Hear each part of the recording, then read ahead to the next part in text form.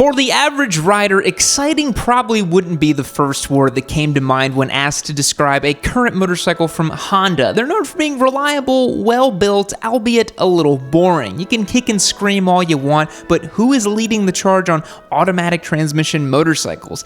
Honda. Who sells more mini bikes than they do anything else? Honda. Which company has the most loyal following of sensible, value-driven nerds? Honda. Hey, now, there's nothing wrong with that. The bikes work, their brand is approachable, and no one is ever going to fault you for buying a Honda for their modest functionality at the expense of some character.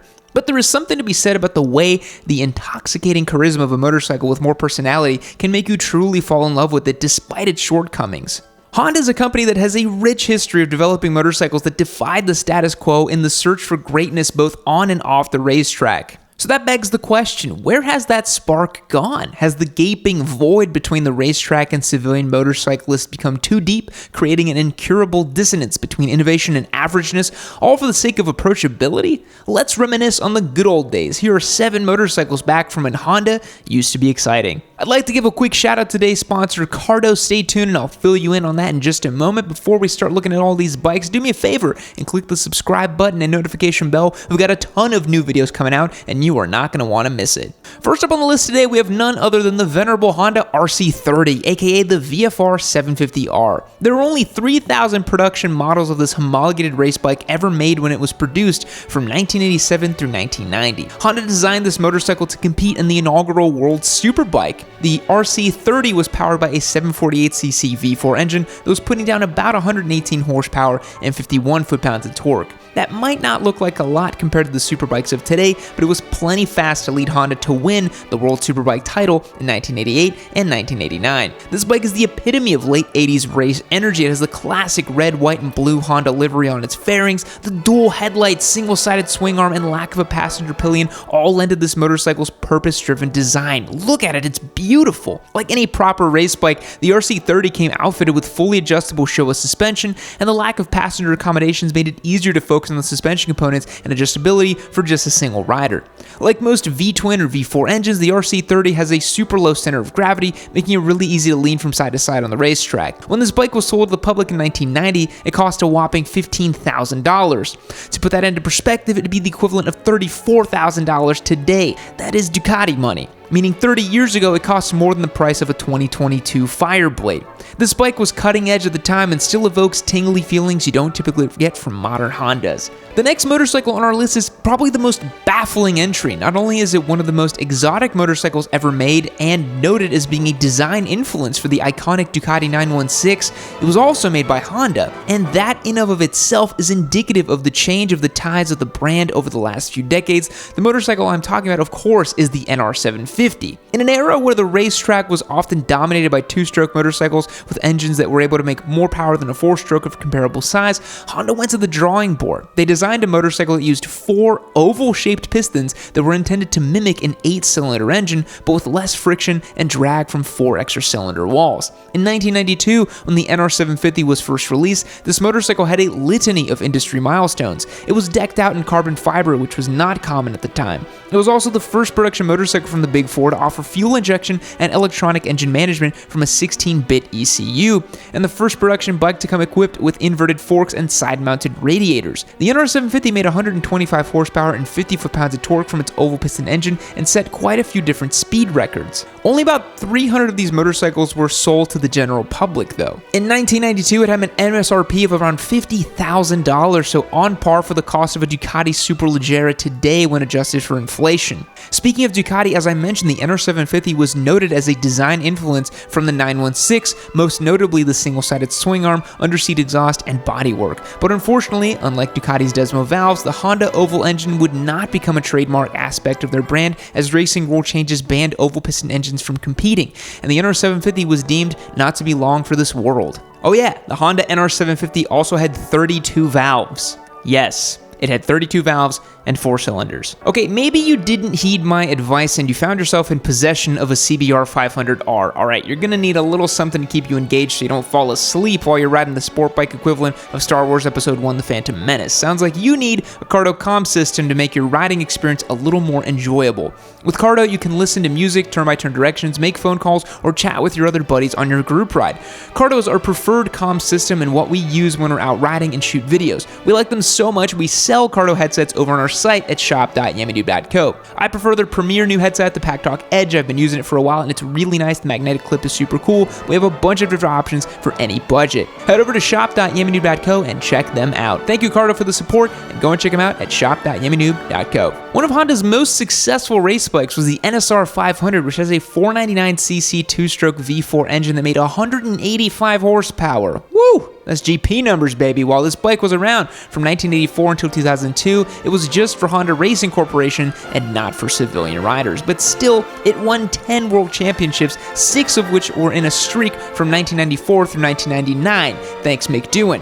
But during the same time, from 1987 through 1999, they made the street-legal NSR 250R, which was a production model designed in the vein of their NSR 250 race bike. So you couldn't get a production model of the full Zoot 500cc bike, but you could get a half Zoot 250. Not bad. Either way, the NSR 250 was so cool. It had a 249cc two-stroke V-twin that, according to the internet, made around 55 horsepower and 26 foot-pounds of torque, weighing in at just over 330 pounds wet. The NSR 250 was in production for such a long time, so it saw some changes over the years, but regardless of which year you're looking at, they are just so badass. They had a Kickstarter, dry clutch, race-oriented bodywork, and come on, it's a freaking two-stroke. It is just so unlike any small displacement sport bike you would find today, where emissions regulations force manufacturers to keep making bigger engines that make less power instead of squeezing every last ounce of an engine as they used to when no one thought about the long-term ramifications of mechanical hubris. It's hard to find exact figures on what an NSR 250 could originally cost, but it looks like in 1987 it went for around $7,500. Nowadays, they're still quite sought after and being sold for around $10,000 to $15,000 at auction. The next motorcycle is arguably the closest to what we still see being offered by Honda, the CBR 900RR, the original Fireblade. This bike came out in 1992 and had an 893cc inline 4 engine.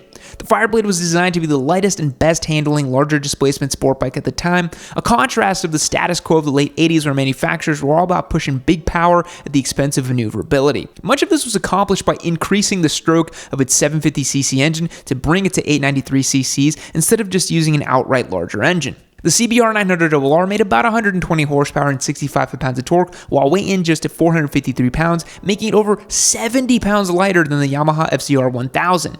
The cutting-edge handling of the Fireblade created a new paradigm for Honda that can still be seen in the Fireblade today. The CBR 900RR saw some updates in the 10 years it was in production, like an updated engine with larger displacement, new internals, and ultimately fuel injection. By the end of its production era, this motorcycle was powered by a 954cc inline 4, making 154 horsepower and 75 foot-pounds of torque, and weighing just 427 pounds wet. The CBR 900RR Fireblade ushered in a new era of sport bikes and bridged the gap between the motorcycles of the late 1980s and the modern bikes we see today. In the wake of rule changes in World Superbike in the late 1980s, V-twin powered motorcycles were able to make use of displacements up to 999cc's compared to the 750cc's limit for the 4-cylinder engines. This change was pivotal in establishing Ducati as a formidable contender as they began to dominate World Superbike for the next decade with their larger displacement V-twins. Some would say that they complain so that they can win. I'm not going to say that, but some would. At this time, Honda was racing the RC30, which we talked about already,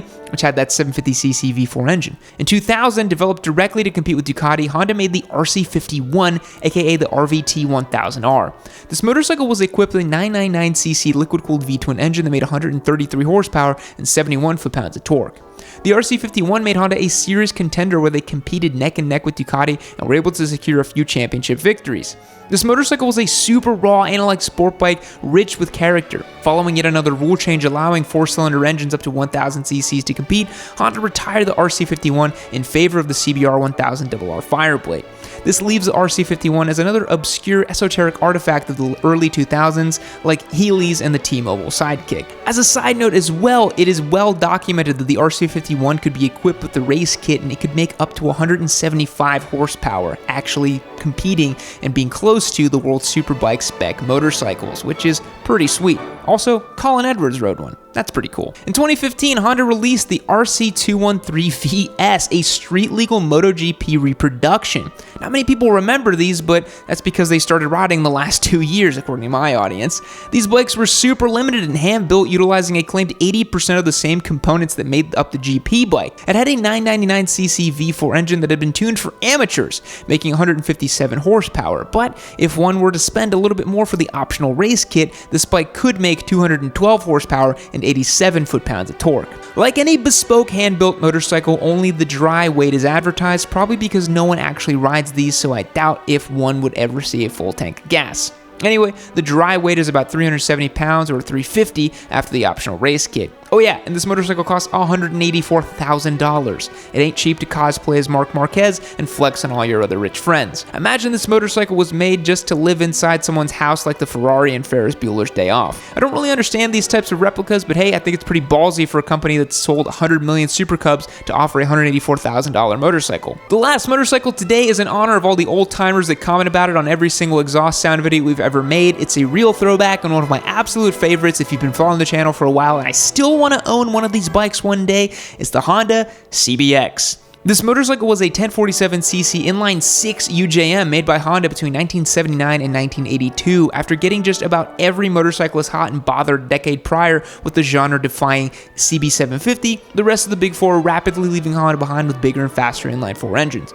Honda decided to up the ante and snort some coke and make a 6-cylinder production motorcycle that was influenced by their 6-cylinder GP bikes from the 1960s.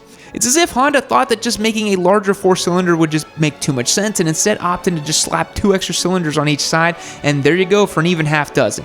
This bike was a real unit with an astonishing girth and 600-pound curb weight. The CBX was pretty well received by the motorcycle media touting Honda's innovative 6-cylinder motorcycles industry breakthrough. It was a ballsy move for sure, and I respect it, but it is no surprise that 6-cylinder motorcycles aren't exactly common today other than Goldwings and BMW K1600s. It just doesn't make a whole lot of sense now that manufacturers can make smaller engines that produce a lot of power. The Honda CBX has a sound all unique to itself, and if you've never heard it, please take a listen, crank up your speakers. This is good. The CBX was short-lived, but it is a reminder of an interesting time in Honda's history where their racing pedigree and determination led them to making a wild and different motorcycle that caught people's attention. Thanks for making it to the end of the video. Are we too hard on Honda these days? I don't know about you, but I'd take a 2-stroke race bike over an automatic NC750 any day of the damn week. If you enjoyed the video, take a second to subscribe and click the notification bell. We'll catch you on the next one. Fact: the term seconds derives its name from being the second way to split an hour. Goodbye. Keep watching, yeah, me know.